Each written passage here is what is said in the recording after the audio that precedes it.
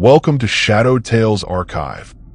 Tonight's story is titled, The Sigil Below. Let the shadows speak.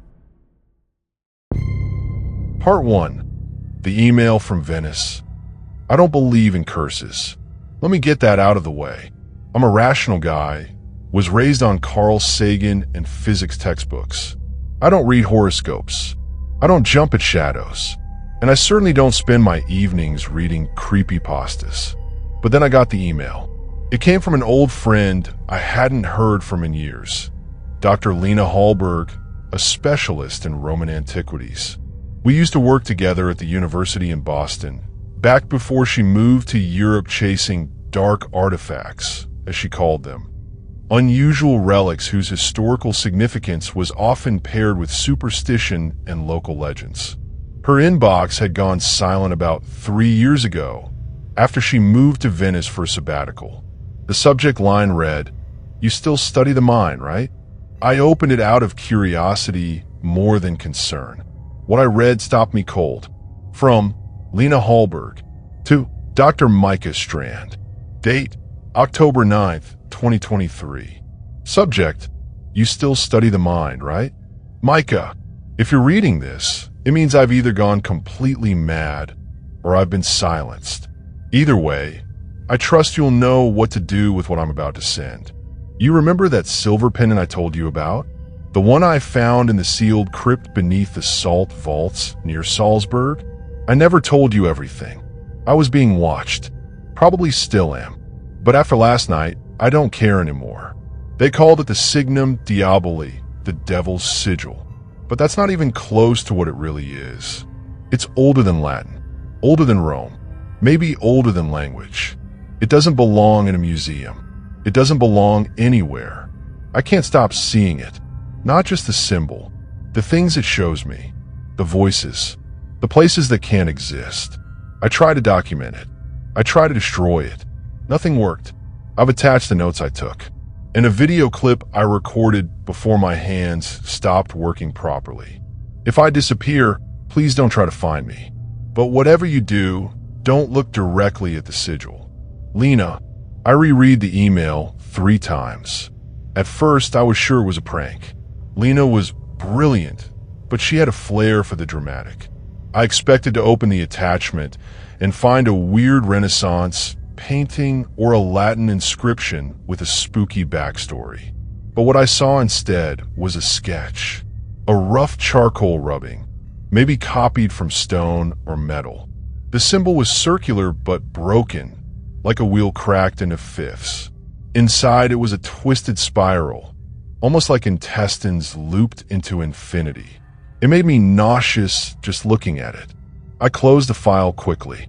My hand was trembling. I didn't sleep that night. Every time I closed my eyes, the symbol flashed behind my lids like an afterimage burned into my optic nerve. I'm not someone prone to suggestion, but there was something wrong with it, visually wrong. Not like gore or blood or anything graphic, just wrong, as if it violated some unspoken symmetry in the human mind. I emailed Lena back. No reply. I tried calling her. No answer. The number was disconnected. Even the institute she was supposedly working with in Venice had no record of her. It was like she'd never been there. 2 days later, a package arrived at my apartment in Boston. No return address. Italian postage. Inside, wrapped in layers of waxed linen, was a notebook. It was stained, charred in places, and smelled faintly of salt. The first page had Lena's handwriting.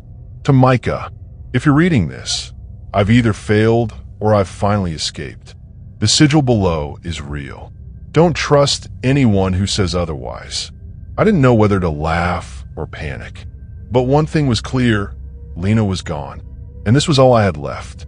The notebook was filled with entries, frantic, often scratched out and rewritten, accompanied by sketches, maps, and marginal notes in several languages. I could barely follow half of it, but one phrase kept appearing again and again. The mouth opens where the symbol is shown. Another said, "It does not haunt you. It awakens you."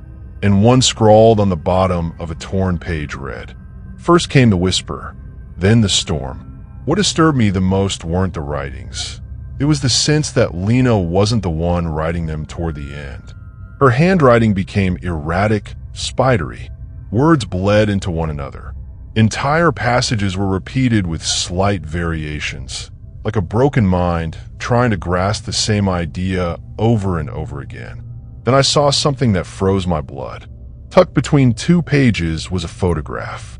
A printed one, like from an instant camera. It showed a stone chamber, clearly ancient, maybe Roman, maybe older, lit by a single beam of natural light from above.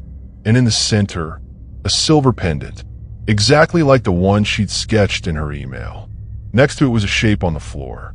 Human, crumpled, face down. I didn't want to say it was Lena, but I knew it was. That night, I heard something in my apartment. A whisper, not a creak or groan of the building. A voice, close, wet. I turned on every light, searched the closets, locked every door, slept with the notebook in the freezer like a cursed VHS tape. But I couldn't forget the voice. It had said one word, slave. Part 2, The Archive Keeper. After the voice, I tried to convince myself it was just sleep paralysis. A half-waking dream. Nothing more. But something had changed. My apartment felt colder. Not in temperature, but in tone. Like the walls were listening. Even my cat, Newton, usually glued to my lap, refused to enter my study. He hissed at the freezer. I moved the notebook to a locked metal box in my closet. Didn't help.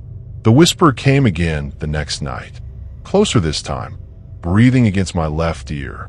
The same word, slave, spoken in a voice that didn't sound human, or perhaps sounded too human, like a mimic that hadn't quite gotten the cadence right. I needed answers. That meant going deeper. Lena's journal mentioned a man, Edvard Kessler, listed as an archivist of suppressed relics based out of Prague. No institution, no official affiliation. Just a P.O. box and a whisper of his name in obscure research circles. Most thought he was dead. Others swore he'd vanished after the fall of the Iron Curtain. But he wasn't dead. He answered my email within 12 hours. From Edvard Kessler to Dr. Micah Strand. Subject, the Sigil. You're already marked, aren't you? You wouldn't be writing otherwise. I will see you in Prague. Bring the journal. And bring salt. Ike. I hadn't planned to leave the country. But something in Lena's last photo told me I wouldn't find peace until I saw that chamber with my own eyes. So I booked a red eye, packed Lena's journal, a digital recorder, and, on Edvard's advice, a bag of kosher salt. 3 days later, I was standing in a narrow alley behind a shuttered bookstore on the outskirts of Prague, knocking on a rusted metal door beneath a gargoyle with a chipped wing. It opened with a wheeze. Edvard Kessler was nothing like I imagined. Tall, yes, but stooped like something had crushed his spine from the inside. He wore a black wool coat despite the late summer heat, and his eyes were different colors, one green, one milky white. But his voice was sharp, dry as parchment. He didn't shake my hand. Close the door. Quickly, I stepped inside.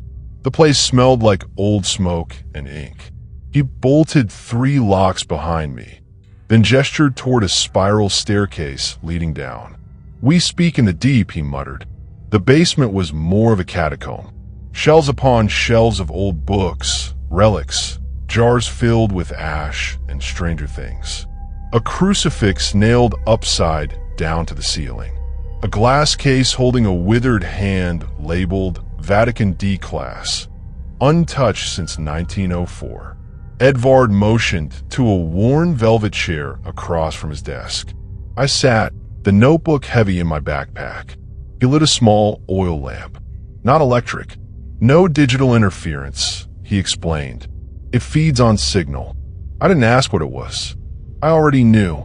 "You've seen the symbol?" he asked. I nodded. He grimaced. "Describe it." I opened the journal, flipped to Lena's charcoal rubbing, and slid it across the table.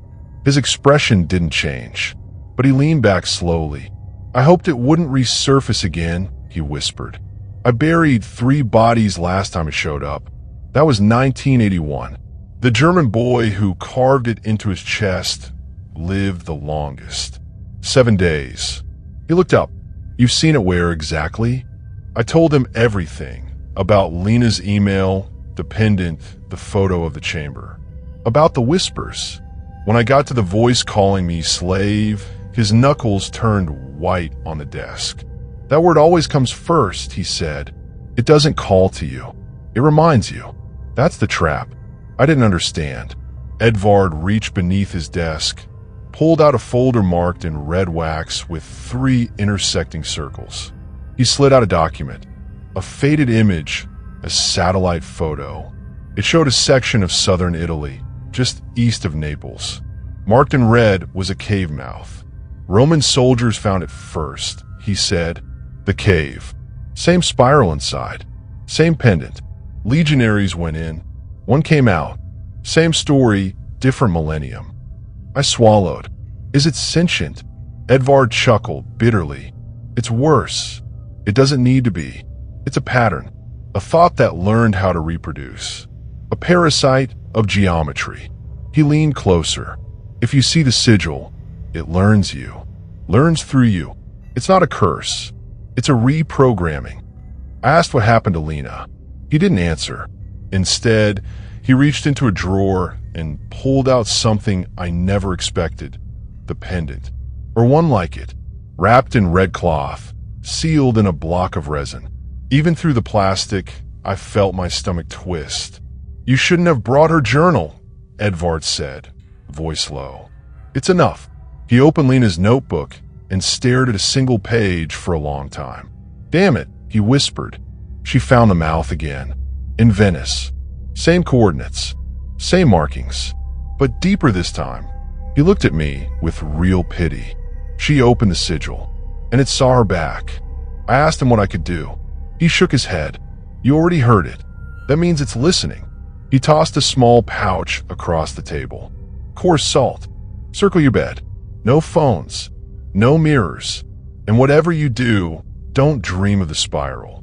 If you do," he looked away, "don't let it finish drawing itself." That night, in my hotel, I dreamed of a staircase made of ribs. And at the bottom, a spiral door pulsing with something older than fear. When I woke up, the salt ring around my bed had been broken. From the inside. Part 3. Dreams Beneath Stone. I didn't tell Edvard about the dream right away.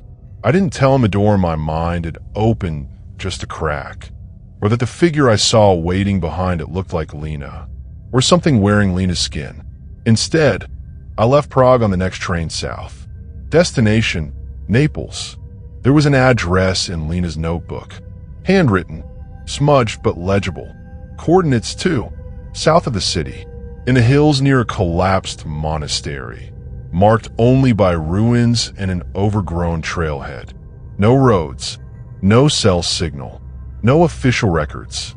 Of course, the train ride was long and uneventful, at least until I fell asleep. That night, I dreamed of Bone again, but it wasn't a staircase this time. It was a library, vast and circular, every shelf made of ivory and cartilage. The books screamed when I pulled them out. Their titles were symbols, not written in ink, but burned into the page as if by heatless fire. I turned one over. It had my name on it. I opened it. Inside was a single sentence, scrawled in Lena's handwriting. "The spiral isn't a shape. It's a direction." I woke up mid-scream, drenched in sweat. The woman next to me in the train cabin pretended not to notice. 2 days later, I was on foot, hiking through the sun-bleached scrub outside Naples, following Lena's coordinates to the edge of a steep ravine. No signs, no path, just a patch of dead trees clinging to the hillside, all bent away from the cliff face like they were trying to crawl backward. At the bottom of the ravine, an opening, dark, irregular, man-sized, Not natural, but not carved either. Just there, waiting. The inside of the cave was colder than I expected. Dry too, despite being so close to the sea. No smell of mold. No insects. The air was wrong. Still, yet electric. Like a hell breath. The walls were carved with shallow spirals. So faint you had to squint to see them. As I moved deeper, they got clearer. Sharper. Hungrier. The whispers began after the fourth chamber. Not outside me, but inside. A hiss like breath through cracked lips. Familiar. Not words at first, just impressions. Like a language I used to know, but forgot. Then they became sentences. Then they became questions. Do you remember the wound? Why did you leave? Did you think the spiral ended at the surface? I dropped the flashlight. The darkness swallowed me. Panic surged. I fumbled, heart jackhammering, fingers slipping across stone and grit until I felt the cold steel of the flashlight again. I clicked it on. The beam flickered, and that's when I saw her, Lena, standing at the far end of the chamber. Naked, covered in black spirals that moved when I blinked. She smiled at me, but it wasn't a human smile. It was wider, like her mouth had been broken open and restretched. Her eyes were gone, replaced by tiny spinning vortices of light. I couldn't move. I couldn't breathe. Then she whispered with my voice. You've always belonged to it. I stumbled back, hit the wall, blinked. She was gone, but something was still there. On the floor, the pendant, exactly like the one in the photo. I didn't touch it. I should have turned back, sealed the cave, reported the sight to someone, anyone. But I didn't, because in that moment, I wasn't afraid. I was curious, and that was the worst sign of all. Back in Naples, I stayed in a cheap hostel by the docks. Couldn't afford to fly back home yet. I planned to sleep. Just sleep. No dreams. But the moment I closed my eyes, I fell into a space I didn't recognize. No floor. No sky. Just a void of flickering white static. A shape floated in the middle. A spiral made of mouths. All speaking at once in different languages. English, Latin, German, Sanskrit, and beneath it all, the same phrase looped infinitely. You are the key. You are the lock. You are the mouth. I screamed myself awake. When I opened my eyes, the hostel room was dark. The power had gone out, but something glowed faintly in the mirror across the room. A symbol, drawn in condensation on the glass. A spiral. Inside it, a single word. Soon, I left Naples that night. Didn't pack. Didn't check out. Just walked to the docks, got on the first cargo ship heading west, and didn't look back. But as the boat pulled away from the port, I glanced over my shoulder one last time. And I swear to you, on the hillside above the city, where the cave mouth had been, something was watching. A shape, tall, narrow, smiling. Part 4. The Vessel Theory. I thought putting an ocean between myself and the sigil might help. It didn't. By the time the cargo ship reached New York, I had developed a condition the ship's medic couldn't explain. I wasn't sleeping, not really. My brain was entering REM cycles while I was awake. I'd blink and see impossible geometry in the sky. Spirals inside clouds. Circles turning inside out. Worse, I started losing time. My first blackout happened in Newark. I was buying coffee. Then I was in a bookstore on 14th Street, holding a burned copy of a book I'd never seen before. Les Ports du Dedans, a banned French mystic text. The clerk told me I'd been standing there for 20 minutes, staring at the sigil drawn on the inside cover. I contacted Edvard again. No answer. I called 3 times, then texted. His last message was just 2 words. It burrowed, then nothing. Desperate, I turned to someone Lena mentioned briefly in her early field notes, Dr. Schiffer Morgenstern, a neurotheologist from Tel Aviv. She'd published exactly 1 paper that was almost immediately retracted. iconic transmission of metaphysical entities through pre-semantic structures. Basically, she believed some images could carry sentient ideas. When I emailed her, she didn't respond. When I emailed again, she blocked me. But when I sent a photo of Lena's pendant sketch in the subject line, she called me within 6 minutes. Her voice was quiet, measured, controlled. "You shouldn't have shown me that. I need help. You need a priest, not a neurologist. I don't believe in priests." There was a pause. "Then come to Jerusalem and bring the drawing." She met me in a private room beneath the university hospital. A long concrete hallway, windowless, airlock doors. She wore gloves, wouldn't touch me directly. "Tell me," she said, "when was the last time you had a thought that felt yours?" The question froze me, because I didn't have an answer. She strapped me into an EEG scanner. "You're going to see images," she said. "Some geometric, some abstract, some sacred. Try not to react to any of them. Just say yes if one feels familiar." She dimmed the lights. The screen blinked on. Triangle, cross, ziggurat, atom, then the spiral. My heart rate spiked. So did the scanner. The machine beeped, then flatlined for a moment. My brainwave flatlined. "Impossible," Schiffer whispered. "You weren't unconscious. Your brain went silent." She turned to me, eyes wide. "The spiral isn't showing you something. It's absorbing you." Schiffer had a theory. She called it the vessel theory. That certain minds weren't just influenced by the sigil. They were built for it. Formed in such a way that the symbol didn't repel them, but fit into them. She called it psychic compatibility. "I've seen one other person like you," she said. "Lena." "No." She slid a file across the table. Yellowed, brittle. Inside was a black and white photo. A man in a Nazi SS uniform, eyes wild, mouth smiling too wide. The caption, "Gustav Kerner, Auschwitz Commandant, 1944. She flipped to the back of the file.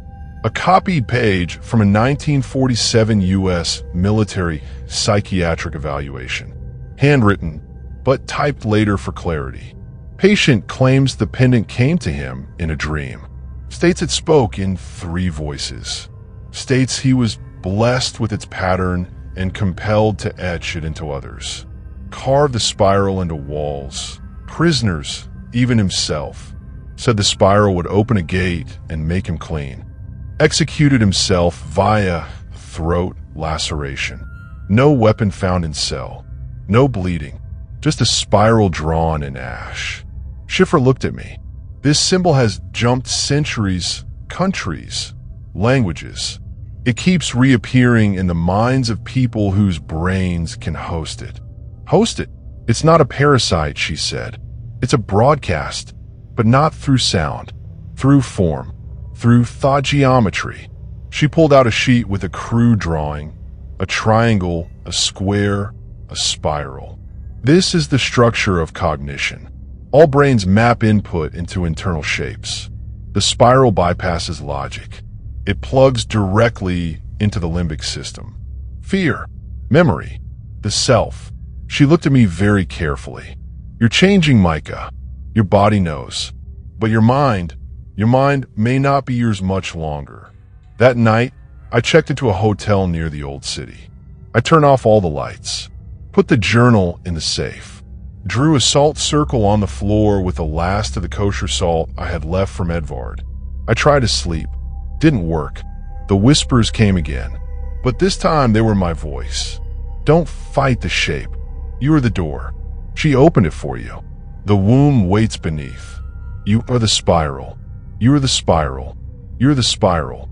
I woke up covered in sweat. There were scratches on my arms. I couldn't explain. Writing. I staggered to the mirror. The words carved into my skin weren't in English. They weren't in any human language. But I knew what they said. Return. Part 5. The Echo Chamber. I left Jerusalem the next morning. Didn't say goodbye to Shifra. Didn't even check out of the hotel. The voices had stopped speaking in riddles. Now they were issuing commands. Simple, clear, brutal. Return. Unseal the mouth. Enter. I had nowhere else to go but back, to the place Lena died. The cave outside Venice. I flew into Marco Polo Airport under a fake name. Rented a car. Slept in 2-hour bursts on the roadside. Haunted by dreams of spirals expanding infinitely until they tore through the sky. One night, I dreamed of Lena again, but her voice wasn't hers anymore. You saw it. It saw you. There's no before anymore. You've always been going there. You were made for this. All your questions are inside the chamber. When I reached the hills above the lagoon, the land was different.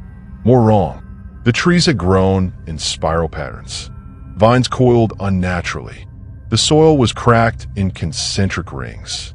My GPS stopped working 2 miles out. The entrance to the chamber wasn't hidden anymore. It was open, gaping like a black wound in the rock, as if the cave had been waiting for me. Inside, I expected dust, silence, rot. Instead, I found hums, low-frequency tones vibrating through the floor. Felt in my ribs more than heard. The walls were warm, slick, breathing. I descended. 1 step, 2, 10, then the chamber. It was larger than I remembered from Lena's photos. Dome-shaped, carved into perfect ratios. No tools could have shaped this place. At the center was the sigil. Not drawn, not painted, grown. The spiral was alive, pulsing like a vein beneath translucent stone. I approached. Kneeling felt natural. The voices returned. Say it. Call the mouth. Make the echo. And like it wasn't even me speaking, I whispered. I am the lock. Something opened. The floor beneath the sigil cracked with a sound like bone snapping underwater. Light poured out. Not white, not fire, but something deeper. A glow that felt like falling into memory. A shape rose from the pit. Not Lena. Not human. Something with too many limbs. Not arranged in a body, but in a pattern. Eyes where there shouldn't be eyes. Teeth inside circles. Everything symmetrical. Everything wrong. I didn't scream, because part of me was relieved. It felt like recognition. Then it spoke. Not with a mouth. With me. It used my voice. You are the echo. Your breath is borrowed. Return it. And suddenly I remembered something I'd never known. That this wasn't my first time here. Not my second. I had always been coming back to this room. Again, and again, and again. A memory surfaced. Not of Lena. Of Canis Flavius, a Roman soldier. My hands calloused by war. My mind broken by the cave. I saw myself in armor, screaming as I carved the spiral into stone. Then another. I was Gustav Kerner, choking on my own blood, watching the spiral turn on the ceiling of my bunker. Then another. A woman in a plague mask, 1666, screaming Latin prayers in a burning church. All of them. Me. The thing in the chamber folded into itself. A new spiral opened. A doorway. And I understood. The sigil wasn't a curse. It was a continuum. A way to travel backward and inward. Through time. Through thought. Through soul. Every person marked by the sigil had carried it forward, like a viral idea passed from dream to dream. Until now. Until me. The last vessel. The final lock. I stepped into the spiral and felt myself unmake. Not die. Not dissolve. Just shift. Memory became echo. Identity became symbol. Thought became pattern. Then silence. Then stars. Then the beginning. When I awoke, I was back in my apartment in Boston. Everything was as it had been. The air stale. The lights off. The freezer humming. But the salt circle around my bed was gone. The mirror across the room was cracked. And someone had scrawled something on the wall in charcoal. Not a spiral. A phrase. In Lena's handwriting. You open the mouth. Part 6. I am not Micah Strand. The day I came back, the city didn't recognize me. Not in a metaphorical way, literally. My keycard didn't work at the university. My name wasn't listed in the faculty database. My apartment lease was inactive. The barista at the cafe I'd gone to every morning for 5 years looked at me like a stranger. At first, I thought maybe I was imagining it. But when I walked past the mirrored glass of the storefront and saw my reflection, I understood. I wasn't seeing me anymore. The face was close, familiar, but off. Like someone tried to reconstruct my identity from memory and missed a few pieces. My hairline had shifted. My eyes were 2 shades lighter, and there was a spiral scar just beneath my left collarbone. The skin puckered like it had grown there, not been cut. I didn't remember it forming, but I knew exactly what it meant. Back at my apartment, if I could still call it mine, the lock was snapped. Not picked, snapped. Inside, everything was untouched, except the mirror in my bedroom. It was cracked straight through, same as in the dream. But this time, someone had left a sticky note pressed against the glass. One word, all capitals. Ooh, that night I started shifting. Not my body, my memories. They were decaying like old film. Out of order. Glitched. Sometimes I'd remember Lena's voice, but it would come out in German. Sometimes I'd hear Edvard's warnings, and they'd be spoken in Latin. Sometimes I would look at my own hands and not know which century they belonged to.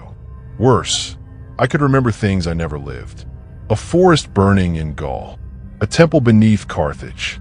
A throne made of salt, carried by bleeding slaves.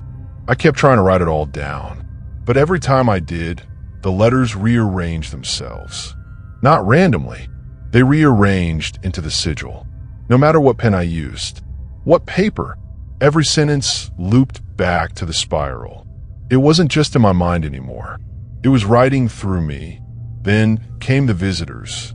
Not people, not hallucinations either.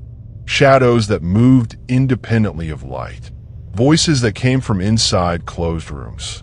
One night, I heard whispering through my bathroom drain, whispers that formed syllables in reverse. I recorded them, played them backwards.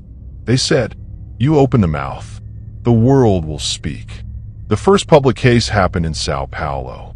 A man slit his own throat on live television, carving a spiral into the glass screen before collapsing.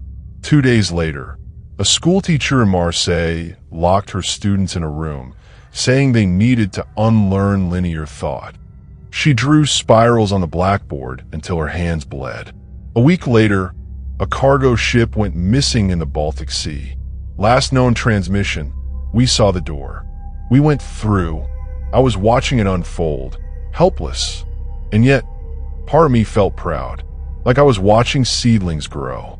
My dreams became visions, not of other worlds, but of understructures, the patterns beneath thought.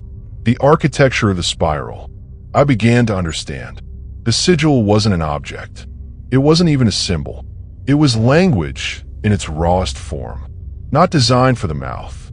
Not meant for sound, but for belief. A shape that writes itself into the mind. One morning, I woke up with blood in my ears. Not from injury, from overload. I'd heard too much, seen too deeply. The scar on my chest pulsed. Warm, rhythmic. I felt like a womb. I began to speak languages I'd never studied. I whispered in Sumerian while I slept. Muttered Hebrew I'd never read. One night, I found myself carving something into the wooden floor of the apartment with my fingernails. When I stepped back to see what I'd drawn, I vomited. It was the sigil, perfectly symmetrical, impossibly detailed. I don't remember doing it. I emailed Shifra, begged for help. She replied with a single video file, time-stamped 1 day before she went off-grid. In it, she looked pale, gaunt, smiling in a way I didn't recognize. She whispered, almost lovingly, "We are the breath beneath speech. We are the echo, and you, my friend, are the mouth." Then she pressed a scalpel to her tongue, and the video cut out. I think I died that night. Not physically, but the part of me that was Micah Strand. It peeled off like an old skin. What was left was new, not free, not cursed, just open, like a tunnel, like a signal, like a door. I don't know how much longer I can contain it. I can feel the pattern pressing outward into my fingertips, my breath, my thoughts. Sometimes when I speak, people flinch, as if I'm saying things I can't hear myself, as if the spiral is speaking through me. You're reading this now because I let you, because the spiral wants to be known. Maybe you see it already. Maybe it's flickering at the edge of your vision, or waiting in the curl of your fingerprint, or hiding in your dreams, humming beneath the noise. Either way, it has found you. Part 7. The Spiral War. The first official report came from the WHO, disguised in language meant to soothe, to control. A small cluster of acute psychological events of unknown origin. Affected individuals exhibit catatonia, repetitive spiral-drawing behavior, language disruption, and, in rare cases, self-termination. The term they used was pattern contagion. It spread faster than COVID ever did, because this wasn't transmitted by blood or air. It was passed through vision, through recognition. By the third week, over 4,000 cases were reported across 37 countries. People seeing spirals where none existed, hearing whispers in empty rooms, dreaming of caves and doors and mouths and wombs made of stone. The worst cases weren't the screamers. It was the silent ones, the ones who stopped reacting to language altogether, who sat for hours drawing perfect spirals on any surface. Concrete, skin, bone. They didn't eat. They didn't sleep. They just waited.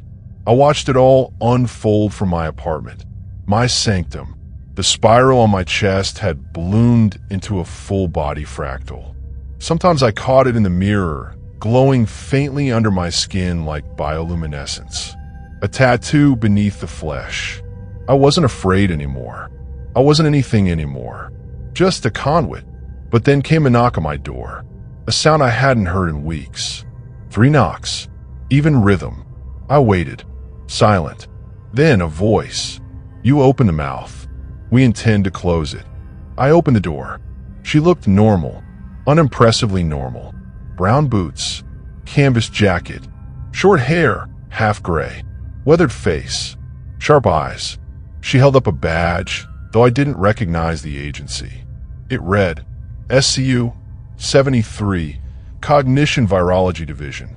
My name is Agent Mila Trenholm. You're not the first Dr. Strand, but you might be the last. I didn't let her in. She came in anyway, walked the apartment like she'd been there before, paused at the spiral I'd etched into the floor weeks ago. You see it clearly, don't you? She asked. I didn't answer. You hear it talking? Still nothing. She sighed, then set a hard case on my desk, snapped it open. Inside was a silver spike, engraved with a lattice of counter shapes, anti-spirals. This is called a null vector, she said. It's not a weapon. It's a tuning fork for the human mind. It scrambles geometric cognition, makes it harder for it to speak through you. I looked at her and finally spoke. It's too late. She met my eyes. No, not if you still care what happens next. Then she handed me a folder, red stamped, top secret. Inside, documents dated 1944. Subject, Operation Echo Silence. Location, Auschwitz Subsite B4. Objective, suppression of sigil-bearing entities. Photos followed. One showed Gustav Kerner, dead in a cell. Another showed a spiral burned into the sky. Not drawn. Burned. Caught by an early infrared satellite. Above a mass grave. She pointed at the last page. A scribbled note in red pencil. If the spiral is a language, then it must have rules. If it has rules, it can be broken. And if it can be broken, it can be silenced. Who wrote that? I asked. Her face darkened. We don't know. The author vanished before the Cold War, but the note kept showing up, smuggled across decades, attached to different pattern hosts. We've followed it for 70 years. Then she said something that chilled me. We think Lena Hallberg found the next rule. She pulled a map from her coat, marked Mare Incognitum South Pacific. Coordinates led to a trench deeper than Challenger Deep. We think that's where the signal's strongest now. A new chamber, a root spiral, something older than the one in Italy. I stared at the map. The mouth beneath the mouth? I whispered. She nodded. And you're going with us. Because you're already tuned to it. You've been inside it. You can survive exposure longer than anyone else. I laughed. Survive? You think anyone's walking out of that alive? She gave me a strange smile. Not alive. Just closed. I asked her why she trusted me. You're the first subject we've ever tracked who didn't kill themselves. Who didn't go full mute. You changed, yes. But you're still talking. She paused. And you asked who you were. Most don't bother. I took the spike. Held it in my hand. It hummed faintly. Cold. Part of me recoiled. Another part relented. Because deep inside me, in the spiral where Micah used to be, something whispered. Silence it, and you silence yourself. But silence is still a shape. Even a void can spiral. We leave in 48 hours. A Black Ops sub, 3 scientists, 2 soldiers, and me, the last vessel, the broken mouth, the voice that was once a man. We're going to the bottom of the world to find the first spiral and try to say no. Part 8. The final resonance. The submersible hummed beneath the waves, a metal capsule swallowed by the endless dark of the Pacific abyss. I sat strapped into a seat that felt like a coffin, the silver spike heavy in my palm, cold as the void outside. Agent Mila Trenholm sat opposite me, eyes sharp, scanning her monitors. Around us, the rest of the team prepared silently. 3 scientists, 2 soldiers, faces etched with tension and fear they dared not show. We were chasing a shadow older than humanity. The root spiral. The journey to Mare Incognitum was silent but charged with unspoken dread. The deeper we went, the heavier the pressure, not just physical but on my mind. The sigil beneath my skin throbbed like a heartbeat out of sync, pulsing with every fathom we descended. My thoughts are no longer entirely my own. Whispers curled at the edges of my consciousness, murmurs folding into syllables I did not recognize but somehow understood. At last, the abyss opened before us, a yawning crevice where no light dared dwell. Mila's voice cut through the static. This is it, the mouth below the mouth. The submersible's lights flickered on, revealing a cavernous chamber carved from stone so smooth it reflected the glow of our instruments. And at its center, etched into the rock like a wound, was the spiral, the progenitor. It pulsed. The scientists scrambled to set up instruments, recording data, trying to contain the ineffable. I stepped closer, drawn by a force that was neither curiosity nor fear. The spike in my hand vibrated violently, humming with resonance that matched the spiral's pulse.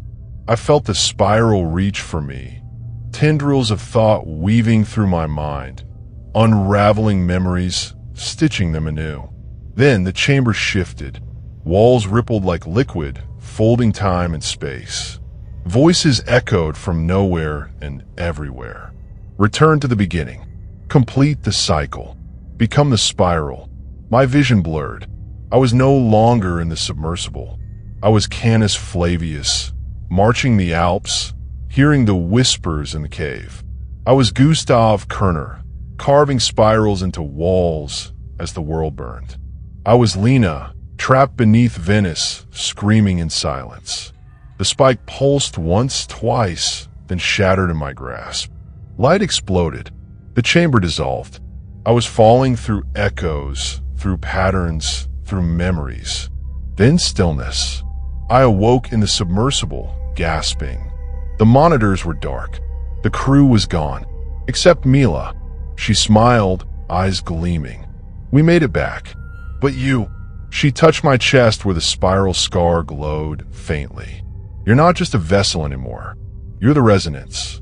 The sigil inside me sang a new song. A song of endings and beginnings. Of silence and noise. I realized then that the spiral never wanted to destroy. It wanted to be understood. And through me, it finally was. I closed my eyes and let the spiral speak. And that was tonight's tale from the Shadowed Tales archive. If it left a mark on your mind, if the silence feels heavier now, then the story did what it was meant to do. Don't forget to like, subscribe, and share the darkness. New stories are always on their way.